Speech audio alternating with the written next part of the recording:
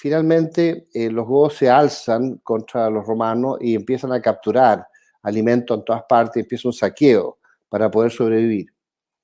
Y es ahí cuando los romanos se espantan y convergen ejércitos romanos de distintos lugares, e incluso produjo tanta alarma este alzamiento visigodo, que el propio emperador de Oriente, el emperador Valente, se puso a la cabeza de las tropas del Imperio Romano para enfrentar a los godos. Y en la batalla de Adrianápolis, que fue en el año 378, los visigodos, junto con los ostrogodos, con los cuales conversaron y una facción ostrogoda llegó a la batalla a apoyarlo, ganaron esa batalla y derrotaron a los romanos, que era un ejército muy grande, alrededor de 30.000 hombres, el ejército romano, y el ejército visigodo algo parecido. Y fue muy impresionante porque exterminaron a 2/3 del ejército romano, e incluso eliminaron al final a las mejores huestes en la zona central y mataron al propio emperador. El emperador Valente murió en la batalla de Adrianápolis, el año 378. Y es ahí cuando se pierde el control de Roma sobre los visigodos y ellos empiezan a capturar distintos sectores de Grecia y alimentarse en base a la captura de ganado y a la captura de cosechas y a un saqueo bastante impresionante, pero lo hacían en la medida que le era necesario para la supervivencia. Y es ahí cuando entran unas negociaciones con el Imperio Romano para que Roma les dice, mire, ya entendemos su problema, nosotros los vamos a ayudar a alimentarse, les vamos a dar un lugar donde se puedan asentar, pero no sigamos peleando y tratemos de entendernos. Y si es posible, si ustedes nos ayudan a defender el Imperio Romano, nosotros los incorporamos a las Fuerzas Armadas romanas y le damos una orientación positiva a toda su capacidad de violencia y toda su capacidad de resistencia que ellos ejercían para poder sobrevivir, para poder alimentar a sus familias, en fin. Y es ahí cuando los romanos le entregan un territorio de lo que hoy día es la zona de Serbia, Bosnia-Herzegovina, Croacia. Realmente, si estos pueblos eslavos llegaron siglos después de lo que estamos hablando. En esa época no existía, en esa época existía ahí un pueblo que se llamaba los ilirios. Y los ilirios fueron sacados hacia el sur por los romanos para darle ese espacio a un asentamiento visigodo. Y ahí los visigodos empezaron a incorporarse al ejército romano y empezaron a desarrollar capacidades y ponerse a cargo de las legiones. Los oficiales, la clase alta visigoda empezó a dirigir unos ejércitos importantes que se crearon en la zona de los Balcanes para Roma, en combinación con este acuerdo que ellos tenían de ayudar a defender el imperio a cambio de tierra. Y así esto evolucionó con el tiempo hasta que Roma, que le exigían los visigodos pagarle una cierta cantidad todos los años para sostener este pueblo, dejó de pagarle por problemas financieros o por problemas de conflictos en otros lugares, o la falta de capacidad para generar los recursos. El Imperio Romano dejó de pagarle lo que se había acordado en estos acuerdos, estos tratados.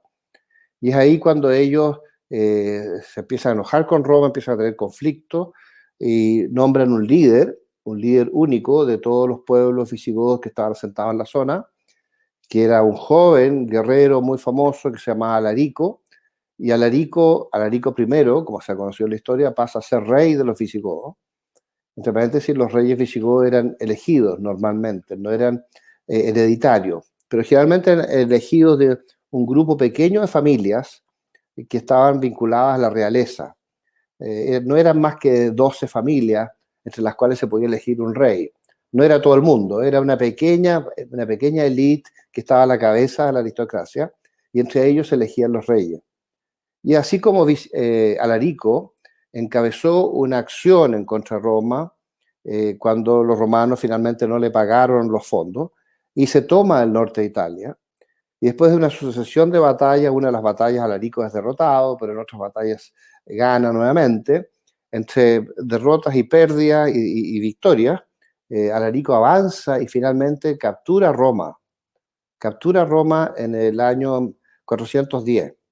Y Roma por primera vez en 800 años había sido capturado por un pueblo enemigo, en este caso, a pesar de que los visigodos habían sido aliados de los romanos, pero los romanos no les cumplieron y ellos se alzaron. El hecho es que Alarico, después de saquear Roma durante 3 días, sigue avanzando hacia el sur, porque le dicen que hay legiones romanas juntándose al sur de la península itálica para actuar contra ellos. Entonces, él, para asegurarse que no haya ninguna fuerza que sea capaz de actuar contra ellos, moviliza su ejército hacia el sur y llega hasta la punta de la bota italiana y después vuelve al norte, y ahí, cuando estaba empezando a volver al norte, en la punta de la bota italiana se le produce una enfermedad y el rey Alarico muere.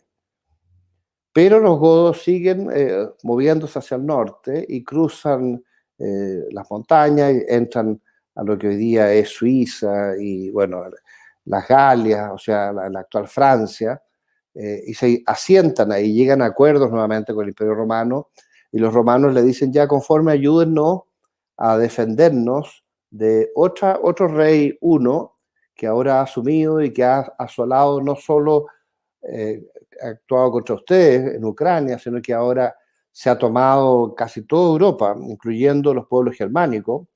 Este rey se llama Atila, que había derrotado a todos los cristianos del Oriente y había entrado a Alemania y había derrotado a los distintos pueblos germánicos, y después había llegado a la zona donde estaban los francos. Los francos era un pueblo de origen germánico, pero que estaba en el norte de Francia. Y los visigodos estaban asentados al sur de Francia y se combinan con los francos y con el ejército romano para enfrentar a Atila. Y se produce la famosa batalla de los Campos Catalúnicos, donde los visigodos derrotan a Atila. Por primera vez Atila es derrotado. Y lo que hacen esto, lo que salvan a Europa occidental de los hunos, que como tú recordarás venían de Mongolia o del norte de China. Los hunos son derrotados ahí por los visigodos, y los romanos en premio le entregan una zona al sur de Francia y le dan la posibilidad de incorporarse a España, para que le ayuden en España a controlar a otros pueblos germánicos que los romanos tenían dificultades para controlar, como los vándalos, ¿eh? Y como los alanos, y después también los suevos. Y es así como no solo se instalan al sur de Francia los visigodos, sino que cruzan los Pirineos y se incorporan a lo que hoy día es España, y se instalan en la zona central, en torno a Toledo, y desde ahí empiezan a operar en combinación con los hispanos romanos, con los celtas, con los íberos, con los vascos, con todos los pueblos antiguos que había en España. Y los visigodos empiezan a organizarlos, porque los visigodos eran como líderes militares y eran un pueblo casi invencible. Habían derrotado a Roma, se habían tomado la capital por primera vez en 800 años en la historia de Roma. Habían derrotado al pueblo que nadie había podido derrotar, que eran los hunos, con Atila a la cabeza. Después que los mismos visigodos al principio, algunas décadas anteriores, habían sido derrotados ellos por los hunos, pero con su larga experiencia de guerra recurrente y con toda la tecnología militar que se le incorporó a los visigodos a través de los romanos, y con la habilidad natural que ellos tenían para usar estos elementos, fue que lograron derrotar a Atila, y eso hizo que valorizaran enormemente los romanos la enorme capacidad militar de los visigodos.